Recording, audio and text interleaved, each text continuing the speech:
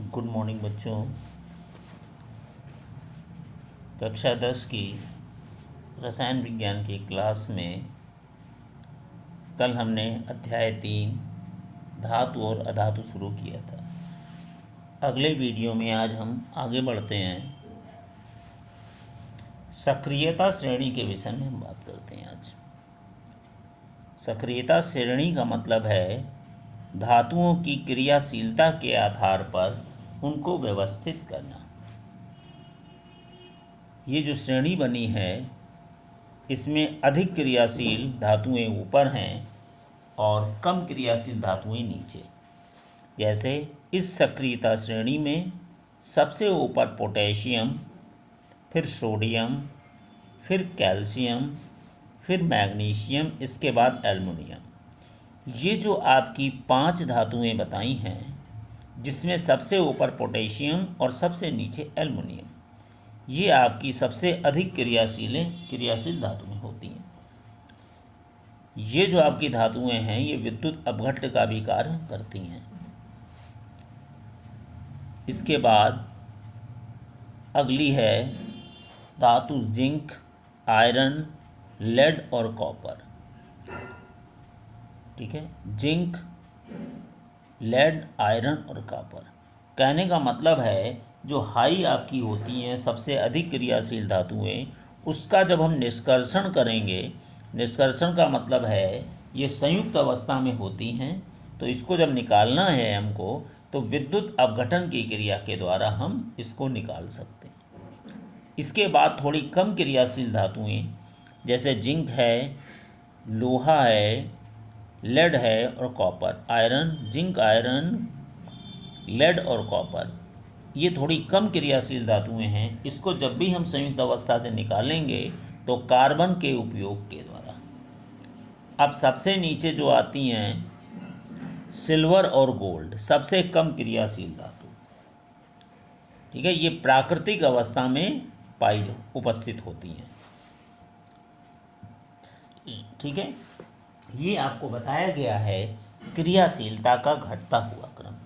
तो सबसे अधिक क्रियाशील धातु की बात करें तो पोटेशियम, और सबसे कम क्रियाशील की बात करें तो गोल्ड। क्रम क्या है? Potassium, calcium, potassium, sodium, calcium, magnesium, aluminium, zinc, iron, lead, copper, silver और गोल्ड। इनके प्रतीकों को भी आपको याद रखना है। पोटेशियम को के, कैलियम से बना इसलिए के, सोडियम नाइट्रियम से बना इसलिए Na, calcium Ca, magnesium Mg, aluminium Al। Zinc को Zn, आयरन Fe कहलाता, फेरम से बना है, लेड Pb, कॉपर को Cu कहते हैं। इसी तरह सिल्वर Ag, अर्जेंटम से बना है, और गोल्ड औरम से बना Au।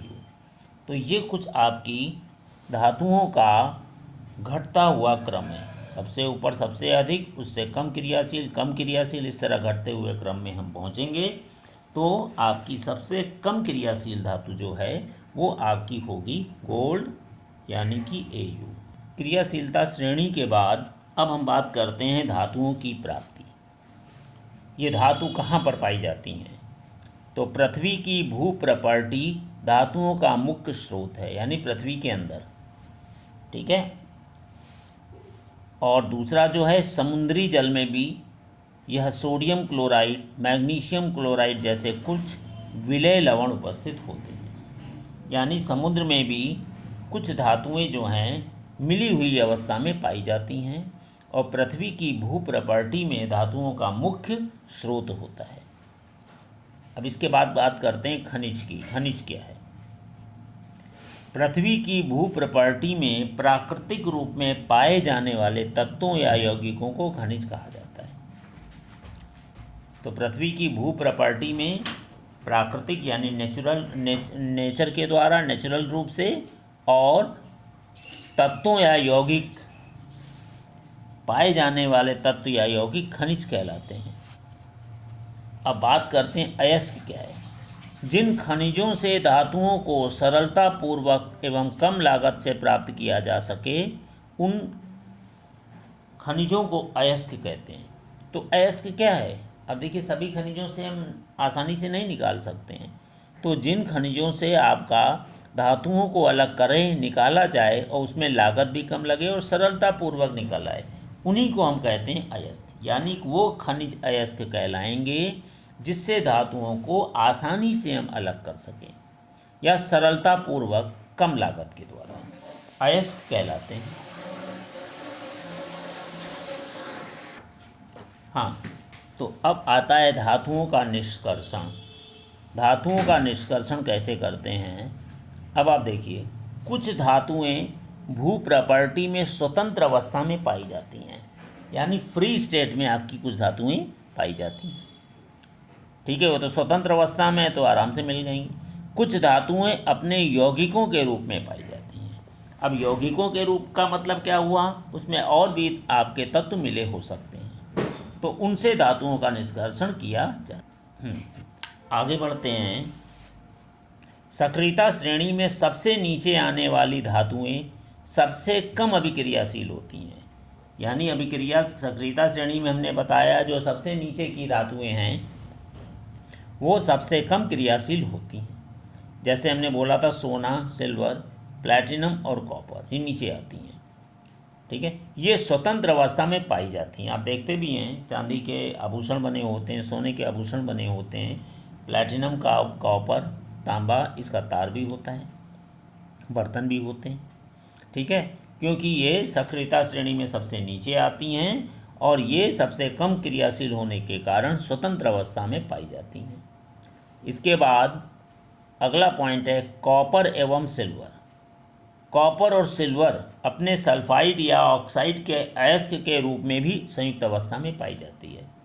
देखिए यहाँ पर जो हम बता रहे थे, सिल्वर और कॉपर स्वतंत्र अवस्था में भी मिलती हैं और संयुक्त अवस्था में भी पाई जाती हैं।